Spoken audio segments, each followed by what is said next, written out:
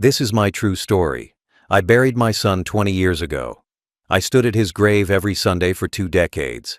His phone number stayed in my contacts because deleting it felt like losing him twice. Last month, my phone rang at 2:47 a.m. His name lit up the screen. I answered. A voice said, "Dad, where am I?" It was him. My dead son was calling me, confused, scared, asking why nothing made sense. I couldn't breathe. I couldn't speak.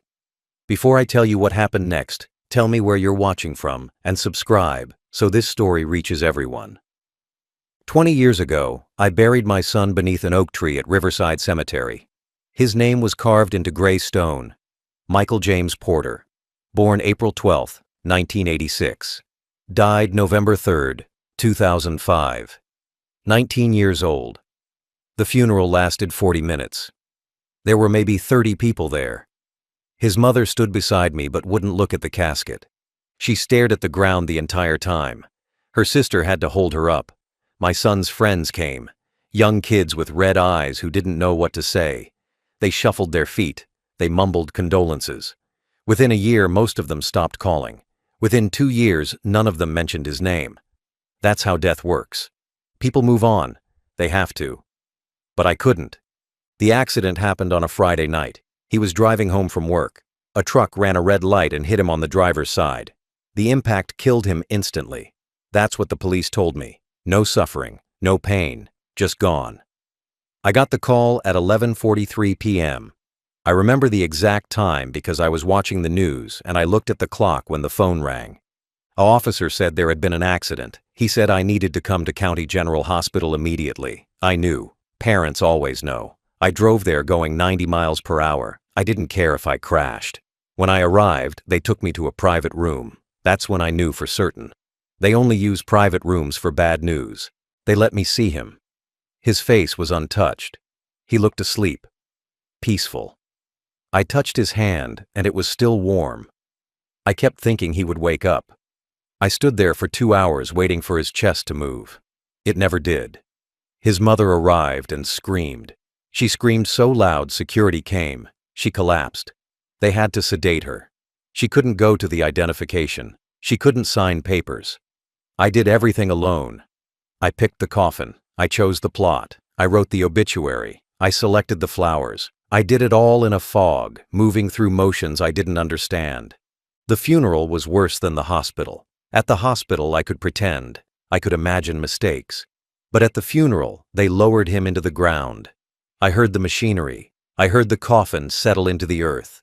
People threw flowers onto the lid. His mother threw a letter she had written. I threw nothing. I just watched. After everyone left, I stayed. The workers filled the grave, shovel by shovel. I watched every minute. I needed to see it finished. I needed to know he was really down there. When they packed the last of the dirt, I finally walked away. For 20 years, I visited every Sunday. Rain, snow, heat, didn't matter. I brought flowers. I talked to him. I told him about my week. I told him things I couldn't tell anyone else. His mother stopped coming after the first year. She said it hurt too much. She said she needed to move forward. We divorced 3 years after he died. Grief killed our marriage. She remarried. She had another child. She built a new life. I couldn't. I kept his room exactly the way he left it. His clothes still hung in the closet. His books sat on the shelf. His phone number stayed in my contacts. I paid the bill every month even though the phone had been disconnected. $30 a month to keep his number alive in my phone. People said I needed therapy. People said I needed to let go. I didn't care what people said. I learned to live around the emptiness. You don't get over losing a child. You just learn to walk carefully around the hole they leave behind. You learn to function. You go to work. You pay bills. You pretend you're fine. But you're never fine. Every birthday that passes without them is torture. Every Christmas, every milestone they'll never reach.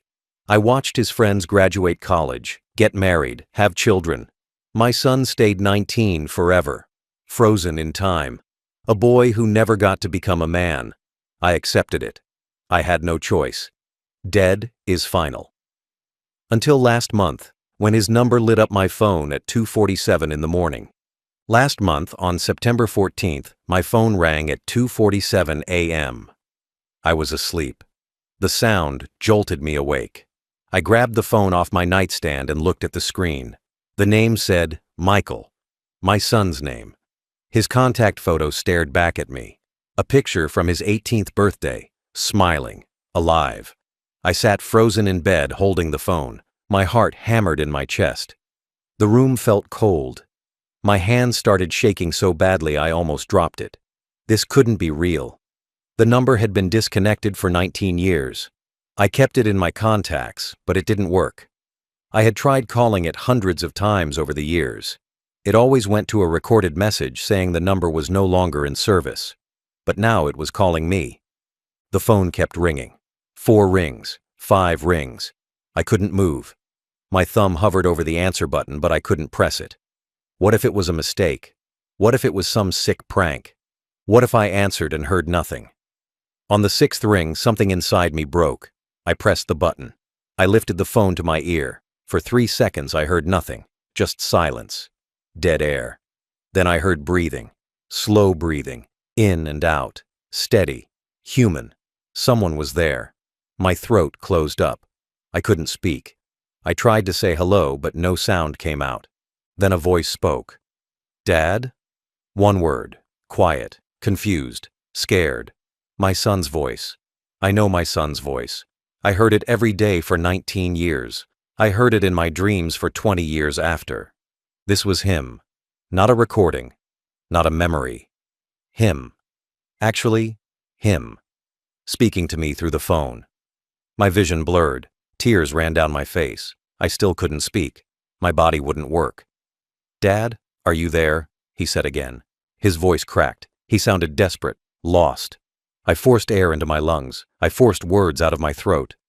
Michael? I whispered. My voice didn't sound like my own. Silence on the other end. Long silence. Then, yeah, it's me. Where am I? His question made no sense. Where was he? What kind of question was that? What do you mean? I asked. My voice was shaking. Where are you calling from? More silence. I heard him breathing faster now, panicked breathing. I don't know, he said. I don't know where I am. Nothing makes sense. Dad, something's wrong. Everything feels wrong. I stood up from my bed. I turned on the light. I needed to think clearly, but my brain wasn't working. My son was dead. I buried him. I watched them put him in the ground. This couldn't be happening. Michael, what's going on? I asked. Where have you been? I didn't know what else to say. What do you ask someone who's been dead for 20 years? He made a sound like a sob. I don't know, he said. I remember the accident. I remember the truck hitting me. I remember dying. I felt it, Dad. I died. But then I woke up and everything was different. I look different. I feel different. I'm in some place I don't recognize and people walk right past me like I'm not even here. I've been trying to figure out what happened, but nothing makes sense. I found a phone. Your number was the only one I remembered. My legs gave out. I sat down hard on the edge of my bed. My son remembered dying. He knew he died, but he was talking to me. How was he talking to me? Are you hurt? I asked. Stupid question. He's dead, but he's calling me. Nothing made sense. No, he said. I'm not hurt, but I'm scared. I don't understand what's happening. Can you come get me? Please? His voice broke on the word, please. He sounded like a little boy again, lost and afraid and needing his father. Tell me where you are, I said. Give me an address. I'll come right now. I don't know the address, he said. I'm in a building. It's dark. There are apartments. I'll try to find something with an address on it. I heard movement through the phone, footsteps, a door opening. Then the line went dead. Just like that. Gone. I pulled the phone away from my ear and stared at it. The call timer showed 9 minutes and 43 seconds. I immediately called back. The recording played. The number you have dialed is no longer in service. I tried again. Same message. I tried 15 more times. Same message every time. My dead son had just called me asking for help. And then he vanished. I didn't sleep the rest of that night. I sat on my bed staring at my phone until the sun came up. I kept replaying the call in my head. His voice, the way he said Dad, the fear in his tone, the confusion. It wasn't a recording. Recordings don't hesitate. Recordings don't ask questions. Recordings don't sound lost. This was a real conversation with a real person who knew things only my son would know. He knew about the accident. He knew my number. He knew who I was. But my son was dead. I saw his body. I touched his cold hand at the hospital. I watched them close the coffin. I watched them bury him 6 feet under the ground. At 6:30 a.m., I drove to the cemetery. I needed to see the grave. I needed proof he was still there. The morning was cold and gray. Fog hung low over the headstones. I parked and walked to the oak tree. His grave looked exactly the same as it always did. Gray stone. Fresh flowers from my visit 3 days earlier. The ground was solid and undisturbed. No one had dug him up. No one had touched the earth. I knelt down and put my hand on the grass. It was cold and wet with dew. "Michael," I whispered. "Are you down there?" Stupid question. Of course he was down there. I buried him myself. But then who called me? I stayed at the grave for an hour. I didn't pray. I'm not religious. I just sat there trying to make sense of what happened. Maybe I dreamed it. Maybe grief had finally broken my mind after 20 years. Maybe I was going crazy. But when I checked my phone, the call was there in my history. Michael's name. 2:47 a.m. 9 minutes and 43 seconds. Not a dream. Not a hallucination. Real. I took a screenshot of the call log. I needed evidence. I needed proof that I wasn't losing my mind. Then I drove home and waited. I didn't know what else to do. 3 days passed. Nothing. No calls. No messages. I barely ate. I barely slept. I kept my phone in my hand every second. I was afraid to shower because I might miss a call. I was afraid to leave the house. My neighbor knocked on my door asking if I was okay. I didn't answer. I just sat in my living room staring at my phone, willing it to ring. On the 4th day, at 3:15 a.m., it rang again. His name. His picture. I answered before the first ring finished. "Michael?" I said immediately. "Dad?" His voice came through. He sounded worse than before. Tired. Desperate. "I found something. I found an address." My heart jumped. "Where?" I grabbed a pen and paper off my coffee table. "What's the address?" He read it slowly. 4247 Riverside Avenue, Apartment 8, Moorfield, West Virginia.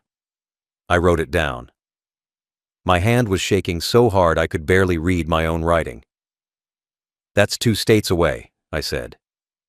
"What are you doing there?" He made a sound between a laugh and a sob. "I don't know," he said. "I don't know how I got here. I don't know why I'm here. But Dad, something's really wrong.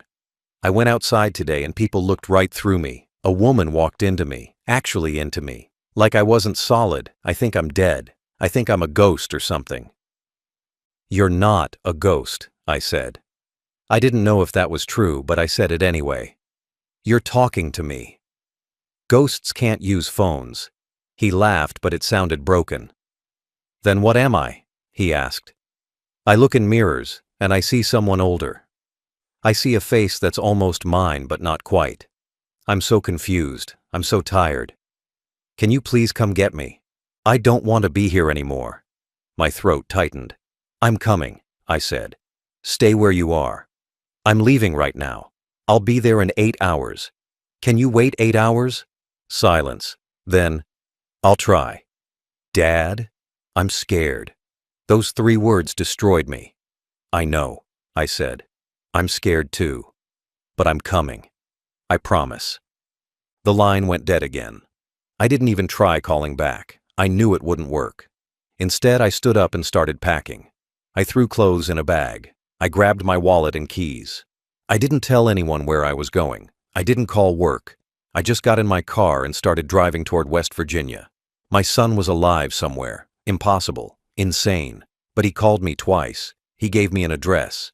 I had to find out what was happening. Even if it destroyed me. Even if I was chasing a ghost. I had to know. Before I left, I did something I knew would sound insane. I called the phone company. It was 4 a.m., but their customer service line was 24 hours. A woman answered with a tired voice. I gave her my account information. Then I asked her to pull records for my son's old number. She asked why.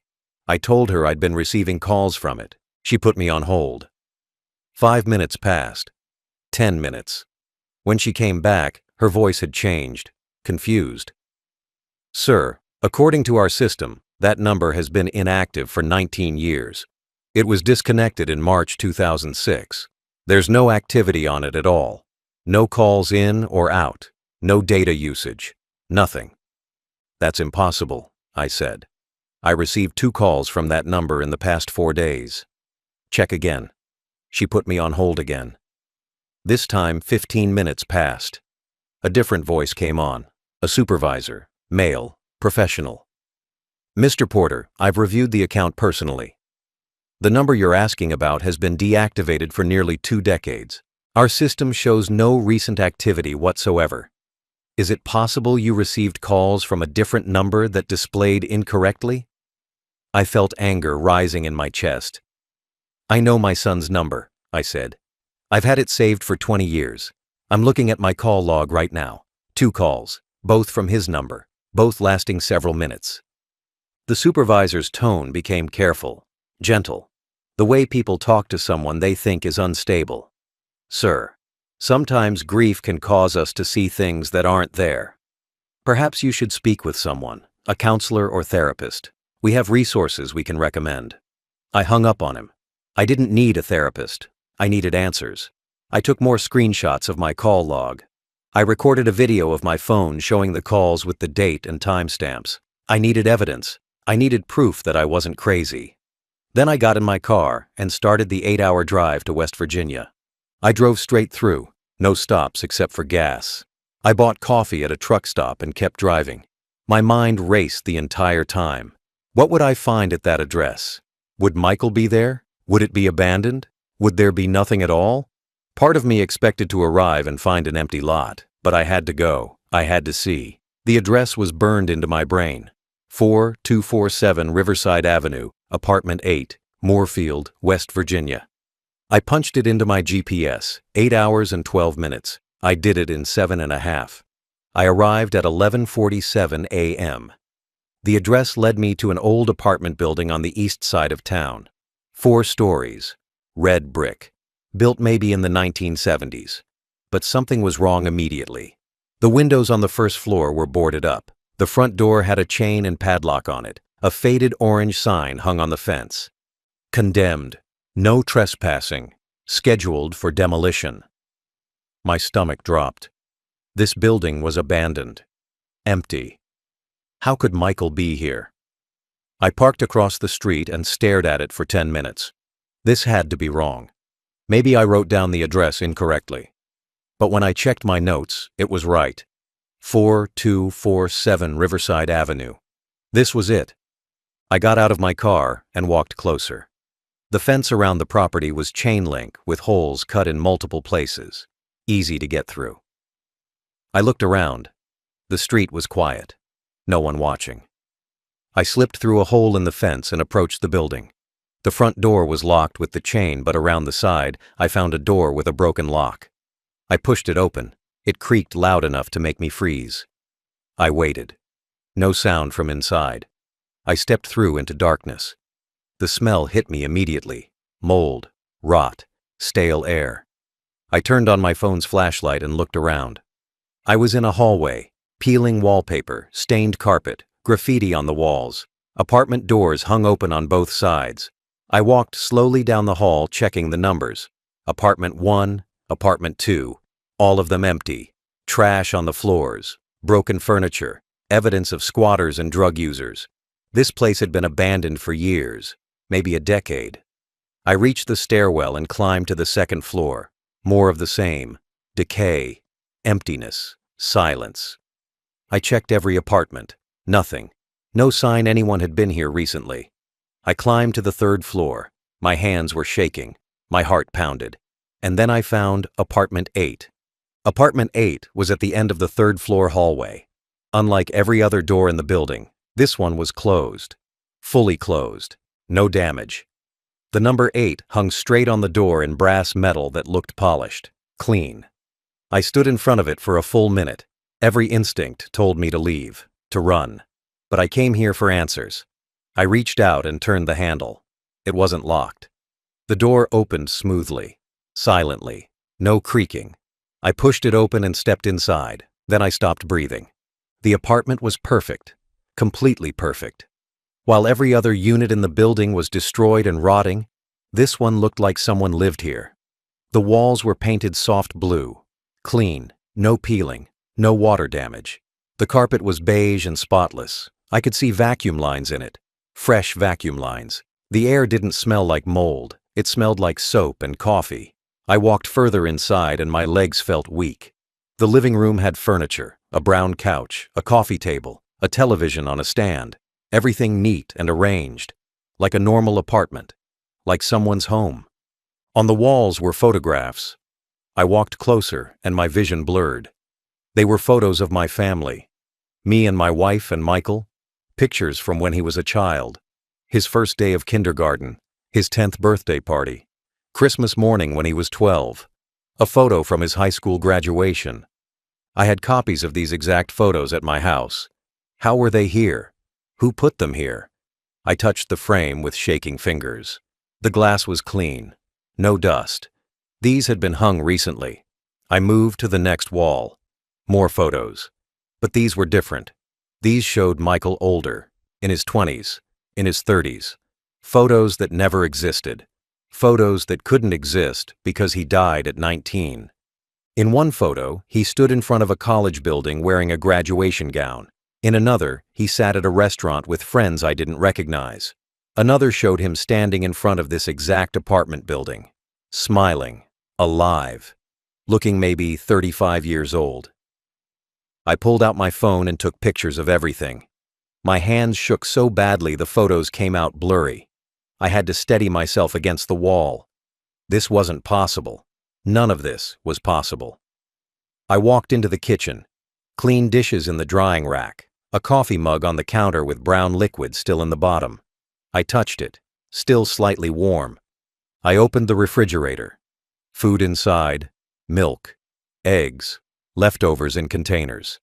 I checked the date on the milk. It expired in 5 days. Fresh, recent. Someone was living here. Someone was eating here. In a condemned building scheduled for demolition. I closed the refrigerator and saw a note held to the door by a magnet. My heart stopped. The note was handwritten on lined paper. I recognized the handwriting immediately. Michael's handwriting. The same messy scrawl he'd had since middle school. I pulled the note off the fridge and read it. Dad, if you're reading this, I don't know what's happening to me. I woke up here 3 weeks ago with no memory of how I got here. I have ID that says my name is Marcus Powell. I'm 38 years old. I work at a factory. I have an apartment and a life I don't remember living. But it's not my life. I remember being Michael. I remember you. I remember Mom. I remember dying in that accident. I felt the impact. I felt everything stop. Then I woke up here as someone else. 20 years passed, but I don't remember any of it. The people here know me as Marcus. They've known me for years. But I'm not Marcus. I'm Michael, your son. I think I'm supposed to be dead. I think something went wrong. I don't belong here. Please help me figure out what happened. I read the note 3 times. My vision kept blurring with tears. I folded it carefully and put it in my pocket. Then I walked to the bedroom. The door was half open. I pushed it all the way and looked inside. A bed neatly made, a dresser with more photos on top, a closet with clothes hanging. Men's clothes, size large. Michael wore size large. On the nightstand sat a wallet and a set of keys. I picked up the wallet and opened it. Inside was a driver's license. The photo showed a man who looked like an older version of my son.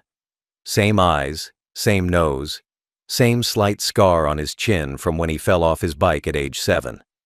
But the name on the license said Marcus James Powell. Date of birth, April 12, 1986. The same birthday as Michael.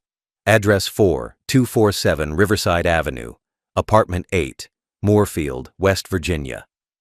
I sat down on the bed because my legs wouldn't hold me anymore. My son died 20 years ago. I buried him.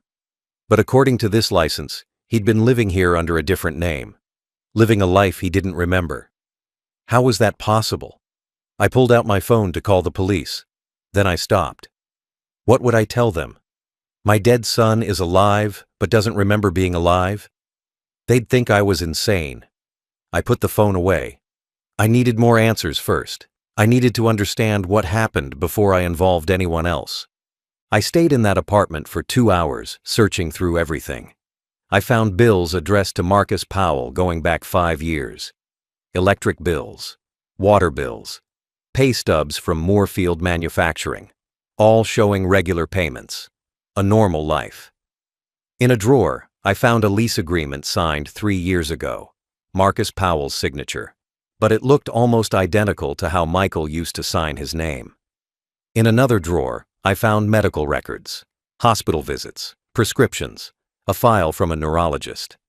I sat on the couch and read through every page. The medical records told an impossible story.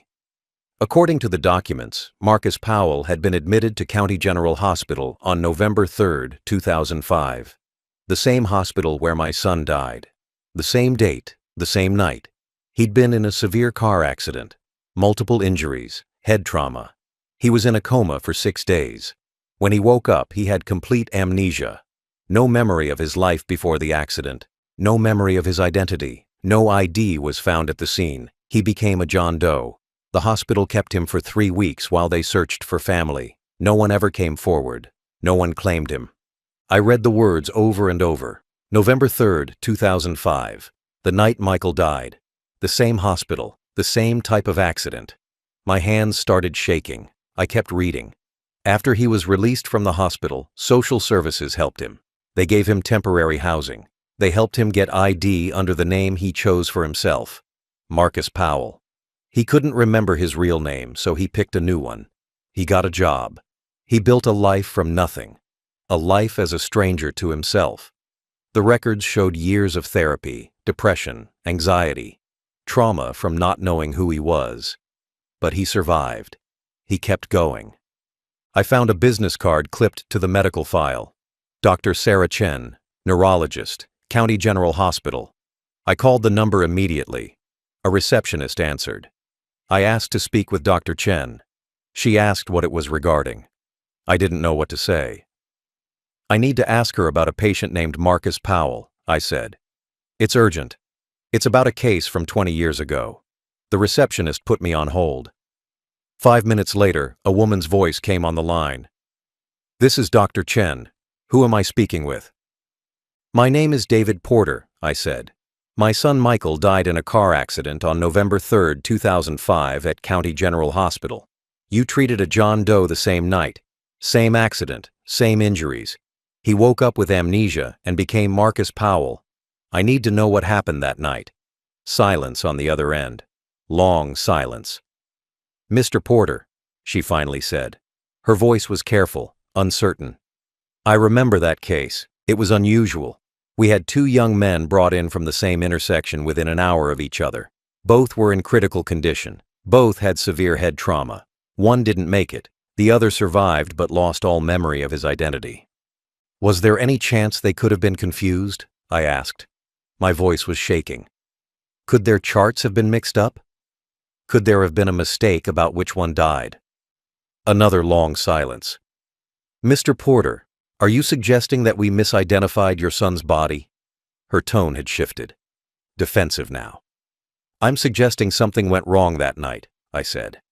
I'm suggesting the boy who survived might actually be my son. I heard papers rustling on her end. That would be impossible, she said. We use fingerprints. Dental records when available. We don't make those kinds of mistakes. But you didn't have fingerprints for the John Doe, did you? I said. He had no ID, no wallet, nothing. You never knew who he really was. More silence. Mr. Porter, I understand you're grieving, but what you're suggesting is simply not possible. Your son was identified by you personally at the hospital. You saw him. You confirmed his identity. She was right. I had identified Michael's body. I saw his face. But what if I'd been wrong? What if in my shock and grief I'd made a mistake? What if the boy in that bed wasn't Michael? Can you pull the records from that night? I asked. Please. I need to see everything. Admission times, treatment notes, everything about both patients. Dr. Chen sighed. Mr. Porter, those records are 20 years old. I'd need permission to release them. I'd need proper authorization. This isn't something I can just hand over. My frustration boiled over. My son called me, I said. Twice. From a disconnected phone number. He gave me an address. I'm sitting in his apartment right now looking at his medical files. Something happened that night. Something no one understood. Please help me figure out what it was. The line went quiet for so long I thought she'd hung up. Then she spoke again, her voice softer now. Give me until tomorrow, she said. I'll pull everything I can find. But Mr. Porter, I need you to prepare yourself for the possibility that you won't like what you find. Sometimes grief makes us see things that aren't there. I thanked her and ended the call. Then I sat in the silent apartment surrounded by evidence of an impossible life. My dead son had lived here, under a different name, with no memory of being my son. And somehow, 3 weeks ago, he started to remember. I spent the night in that apartment. I couldn't leave. I sat on the couch waiting for Michael to walk through the door, waiting for the phone to ring. Neither happened. At some point, I fell asleep. When I woke up, sunlight streamed through the windows. It was 9:23 a.m. My phone had 6 missed calls, all from Dr. Chen. I called her back immediately. She answered on the first ring. Mr. Porter, I found something, she said. Her voice sounded different, shaken. Can you come to the hospital? I need to show you in person. I drove to County General Hospital, the same place I'd gone 20 years ago when they told me Michael was dead. The same building, the same parking lot. Walking through those doors felt like stepping back in time. Dr. Chen met me in the lobby. She was in her 50s with gray hair pulled back tight. She looked tired, like she hadn't slept either. Follow me, she said. She didn't make small talk. She led me to a small office on the 3rd floor and closed the door behind us. On her desk were several thick folders and a laptop computer. I spent all night going through archives, she said. She sat down and gestured for me to sit across from her. What I found doesn't make sense, but you need to see it. She opened the first folder and spread papers across the desk. On November 3rd, 2005, 2 patients were admitted to this hospital from car accidents at the same intersection. Patient A arrived at 11:52 p.m. Critical condition, massive head trauma, multiple internal injuries. He was pronounced dead at 12:17 a.m. on November 4th. You identified this patient as your son, Michael Porter. She slid a document toward me. A death certificate. Michael James Porter. I'd seen this before. I had a copy at home in a box I couldn't bring myself to open. Patient B arrived at 11:58 p.m., Dr. Chen continued. 6 minutes after patient A. Also critical condition. Also severe head trauma. But he was stable enough for surgery. We operated for 7 hours. He survived but fell into a coma. When he woke up 6 days later, he had complete retrograde amnesia. No memory of anything before the accident. No ID was found. He became our John Doe. She opened another folder. Medical charts. Photos. This is Marcus Powell, the John Doe who survived. She turned her laptop toward me and opened a file. Side-by-side photos appeared on the screen. On the left was a hospital photo from November 2005. A young man in a hospital bed, bandaged, bruised, unconscious. On the right was a driver's license photo, Marcus Powell, taken years later, the same man older. I stared at both images. My breath caught in my throat. That's my son, I whispered. The face on the left looked like Michael. The eyes, the shape of his jaw. Features I'd know anywhere. That's him. That's Michael. Dr. Chen leaned forward. Mr. Porter, here's what doesn't make sense. I pulled the original intake records from that night. Both patients came from the same accident scene. Both were driving vehicles involved in the same collision. But according to the police report, there was only one car accident that night at that intersection. A truck ran a red light and hit a sedan. One driver in the sedan. One driver in the truck. 2 people total. But we treated 2 patients with nearly identical injuries from the same location at almost the same time. I couldn't process what she was saying. How is that possible? I asked. She shook her head. It's not possible. Unless someone made an error in the reports. Unless there were actually 2 separate accidents minutes apart that got recorded as one. Or unless. She trailed off. Unless what? I demanded. She looked uncomfortable. Unless the patients were somehow confused during intake. It was a chaotic night. Multiple trauma cases. Overwhelmed staff. If 2 young men with similar injuries arrived minutes apart, if their charts weren't properly labeled immediately, if someone made assumptions about which patient was which. You're saying you might have declared the wrong person dead, I said flatly. The words felt like knives coming out of my mouth. Dr. Chen's face went pale. I'm saying there may have been confusion about patient identification during a critical moment. I'm saying mistakes, while rare, can happen. I'm saying the man who survived as John Doe has the same blood type as your son. The same approximate age, similar physical characteristics. And according to intake photos, similar facial features despite the trauma. She pulled out another document. This is the original police report from that night. It lists only one victim in the sedan, Michael James Porter, age 19, but it also notes that identification was found at the scene in the vehicle. I identified his body, I said. My voice sounded hollow. I saw him. I touched his hand. Dr. Chen nodded slowly. You identified a body that had severe facial trauma, in a moment of extreme emotional distress, in the middle of the night. After being told your son was dead, Mr. Porter, the human brain under that kind of stress doesn't always see clearly. And we don't always question what we're told when it confirms our worst fears. I stood up. The room felt too small, too hot. So you're telling me I buried the wrong person? That I've been visiting the wrong grave for 20 years? That my son has been alive this entire time and I didn't know? Dr. Chen stood too. I'm telling you there are irregularities in the records that warrant investigation. I'm telling you that Marcus Powell may need to be DNA tested. I'm telling you that what happened that night may not be as clear as everyone thought. She handed me a piece of paper with an address written on it. This is where Marcus Powell works. Moorfield Manufacturing, 3rd shift. He should be there tonight starting at 11 p.m. But Mr. Porter, you need to be prepared. If this man is your son, he doesn't remember being your son. He's lived an entire adult life as someone else. Approaching him could be traumatic for both of you. I took the paper. My hands were numb.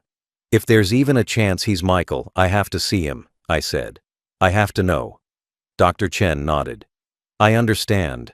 I've arranged for a DNA test kit. If you can get a sample, a cheek swab, or even a hair with the root attached, we can run it against your DNA. We'll know for certain within 48 hours. She handed me a small plastic bag with a sterile swab inside. I put it in my pocket. One more thing, she said as I turned to leave. If this is your son, if Marcus Powell is actually Michael Porter, you need to understand that he's not the same person you lost. 20 years of living as someone else changes a person. Even if the DNA matches, the boy you knew is gone. I went to Moorfield Manufacturing that night at 10:45 p.m. The factory sat on the edge of town surrounded by empty fields. A large metal building with trucks parked outside. Bright lights illuminated the parking lot. I sat in my car watching workers arrive for the night shift. Men in jeans and work boots carrying lunchboxes. I didn't know what Marcus Powell looked like now. I only had the driver's license photo and the pictures from the apartment. Would I recognize him? Would I see my son in a stranger's face? At 10:52 p.m., a silver Honda pulled into the lot and parked 3 spaces from me. A man got out. Tall, maybe 6'1", wearing jeans and a brown jacket. He grabbed a backpack from the passenger seat and started walking toward the factory entrance. I couldn't see his face clearly in the dark, but something about the way he moved made my chest tighten. The walk, the slight slouch in his shoulders. Michael used to walk exactly like that. I got out of my car and followed him at a distance. He reached the entrance and stepped under the bright lights above the door. I stopped walking. My legs wouldn't move. I could see him clearly now. His face. It was older. Lines around the eyes. Heavier jaw. But it was Michael's face. 20 years older. Exactly how he would look if he'd lived. The same nose. The same shape of his mouth. Even the way he ran his hand through his hair before opening the door. Michael did that exact gesture 1,000 times. I watched him disappear inside the building. Then I stood in the parking lot crying. Not quiet tears. Loud sobbing that I couldn't control. My son was alive. He was 38 years old and alive and working the night shift at a factory. I waited in my car for 3 hours trying to decide what to do. I couldn't just walk up to him. What would I say? Hi, I'm your father. You died 20 years ago, but you're actually alive. You just don't remember. He'd think I was insane. He'd call security. I needed proof first. I needed the DNA test. At 2:15 a.m., workers started coming out for their break. Groups of men smoking cigarettes and drinking coffee from thermoses. Then I saw him. Marcus. Michael. He came out alone and walked to the far edge of the parking lot away from the others. He leaned against the fence and stared up at the sky. I got out of my car and walked toward him. My heart hammered so hard I thought I might pass out. Each step felt impossible. When I was 20 feet away, he noticed me. He turned and looked at me directly. Our eyes met. For 3 seconds, we just stared at each other.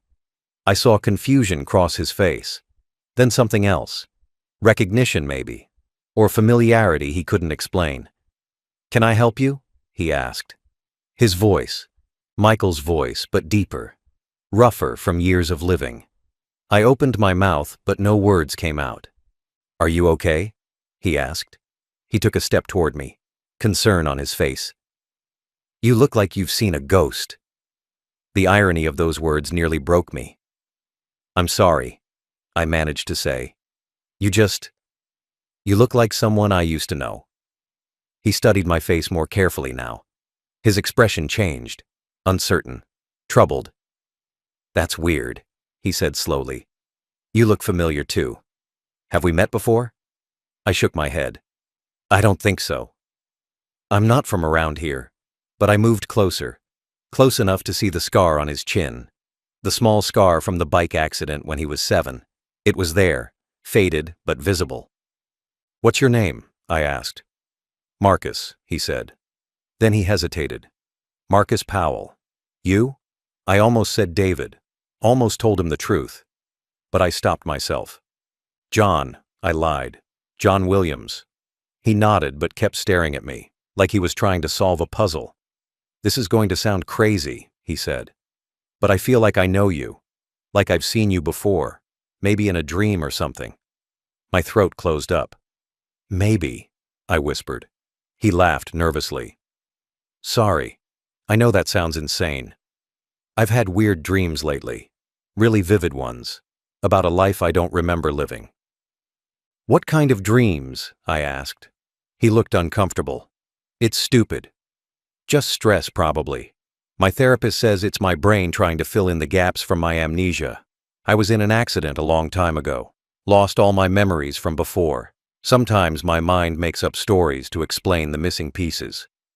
He rubbed his face tiredly. "Lately, the dreams have been intense. I see people I don't recognize but feel like family. I see places I've never been but feel like home. And there's this one man who keeps appearing. Older guy. Always sad.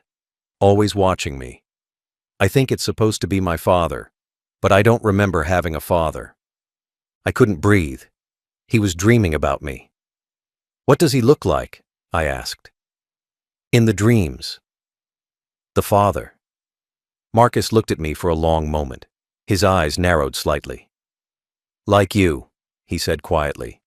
He looks exactly like you. The air between us felt electric, heavy. He took another step closer. Who are you really? He asked. Why do I feel like I know you? I wanted to tell him everything. I wanted to grab him and never let go. But I forced myself to stay calm. I lost someone a long time ago, I said. Someone who looked like you. I thought I saw him in your face. I'm sorry for bothering you. I turned to walk away. I had to leave before I broke down completely. Wait, Marcus called out. I stopped. What was his name? The person you lost. I looked back at him, at his face, my son's face. Michael, I said. His name was Michael. Marcus went very still. His expression changed. Shock, fear, something else I couldn't identify. That's impossible, he whispered. How did you know that name? My heart stopped. What do you mean? I asked. He looked shaken now, pale. I've been having these dreams. In them, people call me Michael, not Marcus. Michael. I always wake up confused because that's not my name. But everyone in the dreams uses that name like it belongs to me. He pulled out his phone with trembling hands. 3 weeks ago, I woke up and found this in my notes app. I don't remember writing it, but it's my handwriting. He turned the phone toward me. On the screen were 3 words written over and over. I am Michael. I am Michael. I am Michael. Written dozens of times, filling the entire screen. I thought I was losing my mind, Marcus said. His voice cracked. I thought the amnesia was making me crazy, but you just said that name. A stranger just said the name from my dreams. How is that possible? I pulled the DNA test kit from my pocket. My hands shook so badly I almost dropped it. I need to ask you something, I said. And I need you to trust me, even though you don't know me. Will you let me take a DNA sample? Just a cheek swab. It won't hurt. It'll take 10 seconds. Marcus stared at the kit, then at me. Why? He asked. What's going on? I looked into his eyes, Michael's eyes. Because I think you're my son, I said. I think you're Michael. And I think you've been alive this whole time. Marcus didn't move for a long time. He just stared at me with an expression I couldn't read. Fear, confusion, something that looked almost like hope. Your son is dead, he finally said. His voice was flat, careful. You said you lost him. That means he's gone. I nodded. Tears ran down my face and I didn't wipe them away. I buried him 20 years ago, I said. I watched them put him in the ground. I visited his grave every week for 2 decades. But 3 weeks ago, he called me. Twice. From a phone number that's been disconnected for 19 years. He told me he didn't understand what was happening. He gave me an address. Your address. And when I got there, I found an apartment full of photos of my family, photos of you, and a note in my son's handwriting saying he didn't know who he was anymore. Marcus took a step backward. His face had gone white. That's not possible, he said, but his voice shook. That's insane. I held up the DNA kit. Then prove me wrong, I said. Take the test. If I'm crazy, it'll come back negative and you'll never see me again. But if I'm right, if you're Michael, don't you want to know? Don't you want to finally understand who you are? His hand went to his mouth. He pressed his knuckles against his lips like he was trying to hold back words. Or screams. I died, he whispered. In my dreams, I remember dying. I remember the accident, the impact, everything going dark. I remember feeling my life end. So do I said. I remember getting the call that you were dead. I remember identifying your body at the hospital. I remember every second of your funeral. But what if we were both wrong? What if something happened that night that no one understood? Marcus closed his eyes. When he opened them, they were wet. If you're telling the truth, he said slowly. If I'm really your son, that means I lost 20 years. 20 years of life I should have had with you, with my real family. 20 years living as the wrong person. His voice broke. How do I come back from that? We figure it out together, I said. I stepped closer and held out the kit again. Please, let me take the sample. Let's find out the truth. He looked at the kit for a long moment. Then he nodded. Okay, he whispered. I opened the package with shaking hands. I pulled out the sterile swab. Open your mouth, I said. He did. I gently swabbed the inside of his cheek for 10 seconds like the instructions said. Then I sealed it in the plastic tube and put it in my pocket. How long until we know? He asked. 48 hours, I said. A doctor at County General Hospital is running the test. She'll compare your DNA to mine. Marcus wrapped his arms around himself. What do I do until then? He asked. How do I go to work and act normal when my entire reality might be a lie? I didn't have an answer. Can I call you? I asked. Can I give you my number so we can talk? He nodded and pulled out his phone. I gave him my number and he saved it. What do I call you? He asked. The question destroyed me. Whatever feels right, I said. John, or David, or nothing at all until we know for sure. He saved the contact as John. Then he looked at me with an expression of pure pain. I need to tell you something, he said. And I need you to understand I'm not saying it to hurt you. What is it? I asked. He took a shaky breath. If the test comes back positive, if I really am your son, I don't remember being him. I don't remember you. I've lived as Marcus Powell for 20 years. That's the only life I know. Even if the DNA says I'm Michael Porter, I don't know if I can become him again. I don't know if that person even exists anymore. The words felt like a punch to the chest. But he was right. Even if he was Michael, he wasn't the Michael I lost. That 19-year-old boy was gone forever. I understand, I said. My voice barely worked. I just need to know the truth. Whatever happens after, we'll deal with it. He nodded. Then he did something I didn't expect. He reached out and touched my shoulder. Just for a second. I'm sorry, he said. For what you've been through. For what you lost. Whether I'm him or not, I'm sorry. Then he turned and walked back toward the factory. I watched him go. I stood in that parking lot until the sun came up. 2 days later, Dr. Chen called me. I was back in that apartment. I'd been staying there waiting for the results. When my phone rang, I couldn't answer it for 3 rings. I was too terrified of what she might say. Mr. Porter, Dr. Chen said when I finally answered. Her voice was strange, tight. The results came back. I need you to sit down. I sat on the couch, the same couch where I'd found the note.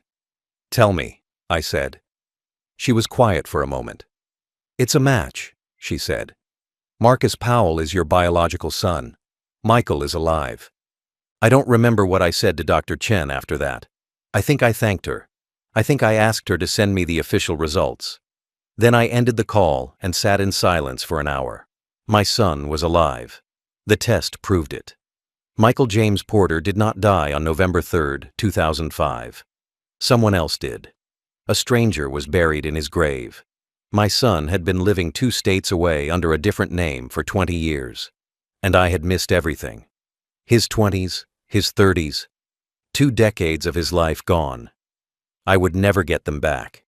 He would never get them back. I called Marcus. He answered on the first ring.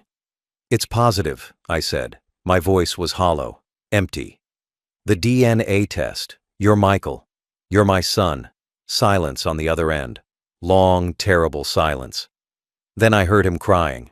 Not quiet tears, deep broken sobs. I don't know what to do, he said between breaths. I don't know how to be him. I don't remember him. I cried too. We stayed on the phone crying together for 10 minutes, neither of us speaking, just breathing and crying and trying to process something that couldn't be processed. Can I see you? I finally asked. Can we meet somewhere and talk? He was quiet for a moment. Yeah, he said. Yeah, I need to see you. I need to try to understand this. We met at a diner 2 hours later. I got there first and sat in a booth by the window. When he walked in, I stood up without thinking. He saw me and stopped. We stared at each other across the restaurant. Then he walked over slowly and sat down across from me. Up close in the daylight, I could see Michael so clearly in his face. But I could also see the stranger he'd become. The lines, the weathering, the life lived without me. I don't know where to start, he said. His voice was raw from crying. I've spent my entire adult life not knowing who I was. And now I know. But it doesn't feel real. It feels like something that happened to someone else. I nodded. I buried you, I said. I mourned you. I visited your grave every week. I kept your room exactly how you left it, and you were alive the whole time. He put his face in his hands. I'm so sorry, he said. I know that doesn't mean anything. I know sorry doesn't fix 20 years. But I'm sorry you had to go through that. It's not your fault, I said. None of this is your fault. Something went wrong that night. The hospital mixed things up. You woke up not knowing who you were and they never figured it out. No one is to blame. But even as I said it, I felt anger. At the hospital, at the police, at whoever made the mistake that stole 20 years from both of us. What do we do now? Marcus asked. How do we move forward from this? I didn't have an answer. I don't know, I said honestly. You're my son. The DNA proves it, but you're also Marcus Powell. You have a life, a job, an identity. I can't ask you to give that up and become someone you don't remember being. He looked at me with wet eyes. But I want to try, he said. I want to know who I was. I want to know you. I want to understand the life I lost. Even if I can never fully remember it, I want to try. Those words gave me something I hadn't felt in 20 years. Hope. Then we take it slow, I said. We spend time together. We talk. I tell you stories about who you were. You tell me about who you've become. We figure this out one day at a time. He reached across the table. His hand shook. I took it. His hand was bigger than I remembered, rougher. But when I held it, I felt something I thought I'd never feel again. My son's hand in mine. We sat in that diner for 4 hours. I told him about his childhood, his first words, his favorite toys, the time he broke his arm falling out of a tree, his graduation, his dreams of going to college. He listened to every word like he was hearing a story about a stranger. Maybe he was, but sometimes recognition flickered in his eyes. Small moments where something I said touched a memory buried deep. We exchanged phone numbers properly this time, not as John Williams and Marcus Powell, as David Porter and Michael Porter, father and son. Over the next 3 months, we met every week, sometimes at the diner, sometimes at his apartment. Once, he came to my house and saw his old room. He stood in the doorway staring at posters on the walls and books on shelves. It feels like a museum, he said quietly, like I'm looking at artifacts from someone else's life. I told him about his mother, how she'd remarried, how she'd moved on. He said he wasn't ready to meet her yet, maybe never. Some wounds were too deep. I understood. I contacted the cemetery and had the grave examined. The body buried there was tested. It belonged to a 19-year-old named Christopher Hayes, a runaway with no family, no one looking for him. He'd died in my son's place and been buried under my son's name. I had his remains moved to a proper grave with his real name on the stone. The calls stopped after the DNA test came back. Michael's number never rang again. Whatever had caused it, whatever impossible thing had reached across 20 years to bring us together, was finished. I'd brought him home. Not the way I'd imagined, not as the boy I'd lost, but as the man he'd become. We would never get back the time we'd lost. We would never have those 20 years. But we had now. We had tomorrow. We had a second chance that shouldn't have existed. I buried my son 20 years ago. I mourned him. I visited his grave. I thought he was gone forever. Then he called me from beyond death and said he was just lost, and I brought him home.